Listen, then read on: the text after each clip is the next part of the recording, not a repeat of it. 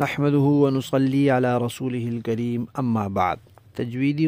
ترجمے والے قرآن پاک کا صفحہ نمبر 1012، 28واں پارہ، سورہ مجادلہ، پہلا رکوع،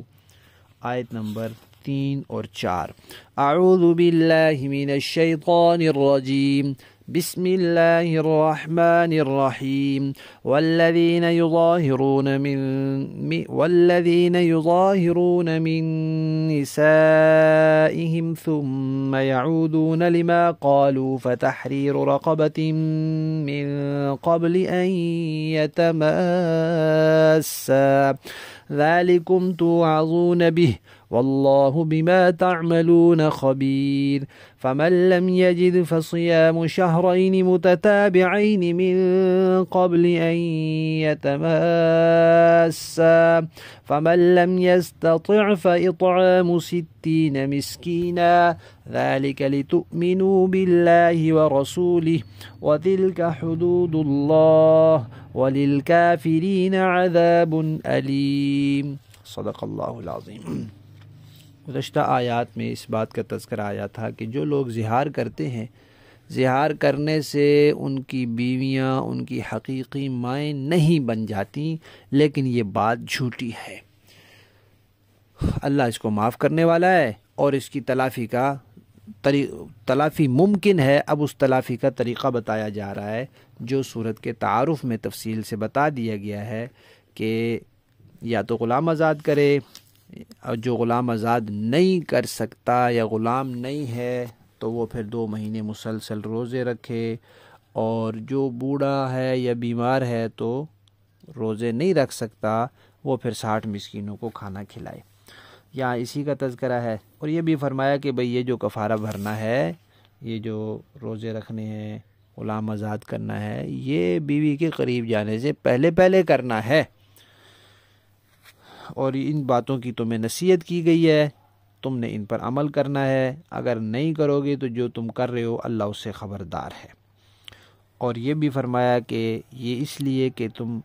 اللہ اور اس کے رسول پر ایمان رکھو۔ یہ بار بار اس لیے کہا جا رہا ہے کہ عرب کے اندر جو رسم بنی ہوئی تھی کہ بیوی کو ہمیشہ کے لیے حرام سمجھا جاتا تھا، اس رسم کے خلاف ہے یہ بات، تو اس کو پھر قبول کرنے کے لیے تاکید کی جا رہی ہے کہ اچھی طرح دلوں میں بٹھاؤ کہ یہ اللہ کا حکم ہے، اب تم اللہ اور اس کے رسول پر ایمان رکھو، رسموں کو چھوڑ دو، یہ اللہ کی حدود ہیں، اور جو اللہ کی حدود کو نہیں ماننے والا، اللہ اور اس کے رسول کی بات کو نہیں ماننے والا، وہ تو کافر ہے، اور کافروں کے لیے اللہ کی طرف سے دردناک عذاب ہے۔ لفظی معنی دیکھیے، والذین، جو لوگ، یظاہرون، زہار کرتے ہیں، من نسائہم، اپنی بیویوں سے، ثم، پھر، یعودون، وہ تلافی کرنا چاہتے ہیں، لوٹنا چاہتے ہیں، رجوع کرنا چاہتے ہیں، لما قالو، اس بات سے جو انہوں نے کہی، فتحریر، تو آزاد کرنا لازم ہے ان کے ذمے، رقبۃ، ایک گردن، ایک غلام، من قبل، پہلے اس سے کہ ان یتماسا، کہ وہ آپس میں ملیں، وہ ایک دوسرے کو ہاتھ لگائیں، چھوئیں، ذالکم، یہ تمہیں کہا گیا، توعظون، یہ بات ہے تمہارے لیے، توعظون بہ، اس کے ذریعے تمہیں نصیحت کی جاتی ہے، واللہ، اور اللہ تعالی، بما، جو کچھ، تعملون، تم کرتے ہو، خبیر، اس سے خبر رکھنے والا ہے، باخبر ہے اس سے۔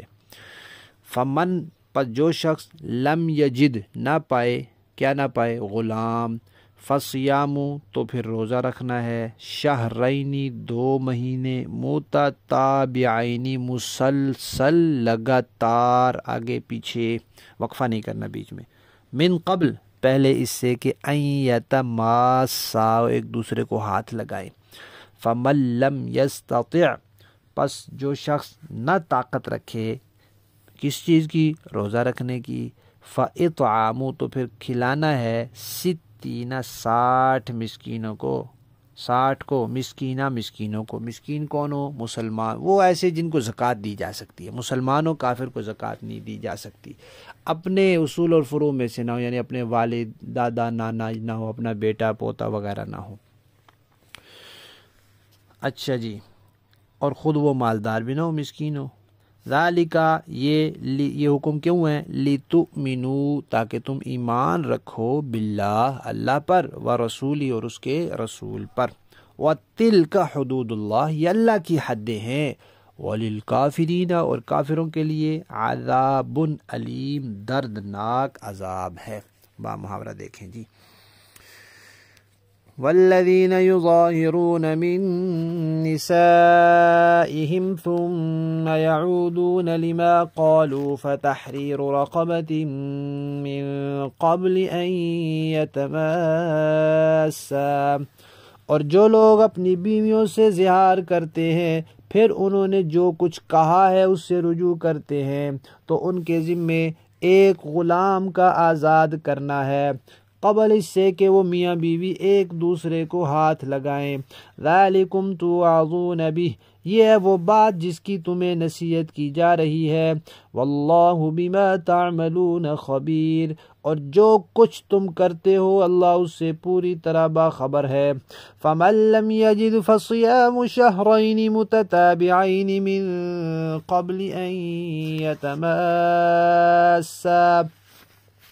پھر جس شخص کو غلام میسر نہ ہو اس کے ذمے 2 متواتر مہینوں کے روزے ہیں قبل اس کے کہ وہ میاں بیوی ایک دوسرے کو ہاتھ لگائیں۔ فمن لم یستطع فاطعام 60 مسکینا، پھر جس کو اس کی بھی استطاعت نہ ہو اس کے ذمے 60 مسکینوں کو کھانا کھلانا ہے۔ ذالک لتؤمنوا باللہ ورسولہ یہ اس لیے تاکہ تم اللہ اور اس کے رسول پر ایمان لاؤ، وَتِلْكَ حُدُودُ اللَّهِ اور یہ اللہ کی مقرر کی ہوئی حدیں ہیں، وَلِلْكَافِرِينَ عَذَابٌ أَلِيمٌ اور کافروں کے لیے دردناک عذاب ہے۔ صدق اللہ العظیم۔